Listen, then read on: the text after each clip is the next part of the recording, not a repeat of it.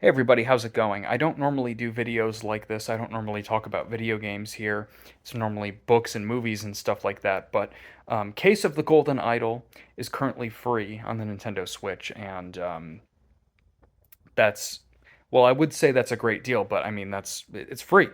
So you should download it right now if you have a Nintendo Switch. It's also, I think, on sale on Steam for like $4, and it's entirely worth that price. And frankly, it is worth full price easily.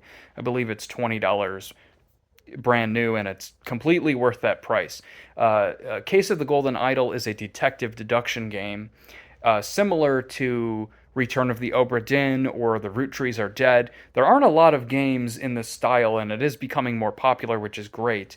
It's basically a deduction game, and like I said, like a logic puzzle where you're collecting clues from a scene that is frozen in time. So you'll view a scene that is kind of animated a little bit, but basically frozen in time, a crime, a murder, or something. And you have to go around and collect different clues, and you have this Mad Lib style fill in the blanks thing, and you have to try to figure everything out and fill everything in. And it's one of those games where you start the little scene and it feels impossible. You're overwhelmed with information. You're like, how am I going to fill this in? And you have to sit there and, figure everything out. And then when you finish it, you feel like a genius. It's a great game. Frankly, I like it more than Obra Dinn because it has, and as well as Obra Dinn has an overarching story. I haven't finished that game, so I don't completely know, but there's a wonderful overarching story besides the little stories comprised between these little episodes that you're solving. And also, it's the tone of the game that it's just this wonderful old timey feel. It takes place in the 1700s. It has a sort of horror aspect to it. Can feel creepy at times, this sort of secret society cult thing. And it's designed to look like hand drawn 1990s computer graphics with dithering and everything. Great music, great style, wonderful graphics, and it's somewhat challenging. It's a good challenge. It's not too challenging, but it's a challenging game that requires you to think a lot. And it's one of those games where the more you play it, the more you get why it's so highly acclaimed. So I'm playing it right now, and I don't think I've ever done. I've done a few reviews of singular games, but I've never done one where I like go in and edit it and show you screenshots and videos and stuff.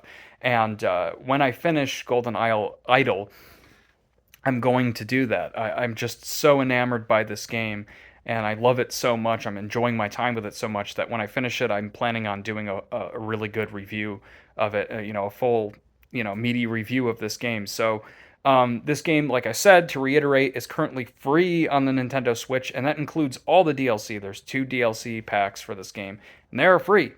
So, frankly, you'd be a fool to not just go download it and play it whenever the hell you want to play it. The only downside to this is that this is the redo version of the game. The redo version of the game has changed the UI to be more in parity with their mobile ports. Because this game is mostly clicking on things and filling in Mad Libs, like I said, it does lend itself well to touch controls, which the original does have on the Switch. I think that the Switch version, well, I'll get into that at a later point, but the Switch version does have touch controls. The redo version is more like their mobile game ports. You can even play this game on Netflix, and it totally makes sense. It does lend itself well to that. But the redo version changes the way that the UI looks to make it more accessible for touch controls. Um, I don't think that the redo version is as fun to play simply because I'm not a fan of the way that they have redesigned the UI. The mouse cursor moves a lot faster if you're going to use a controller on the Switch. The mouse cursor has a higher acceleration rate, which doesn't sound like a big deal, but it actually makes it a little more uncomfortable to play. So there are a few caveats to this, but it's the same game. It's the same thing, it's the same story, it's the same graphics. You're just dealing with a different UI, and maybe you will prefer this different UI. But regardless, it's free and it includes the DLC. It's totally worth checking out. So I just wanted to put that out there because I don't think this game gets enough credit. There's not a ton of thorough reviews on YouTube, surprisingly, for how much this kind of community of logic detection games enjoys this game. So check it out, and I will definitely do a review of it when I'm done with it.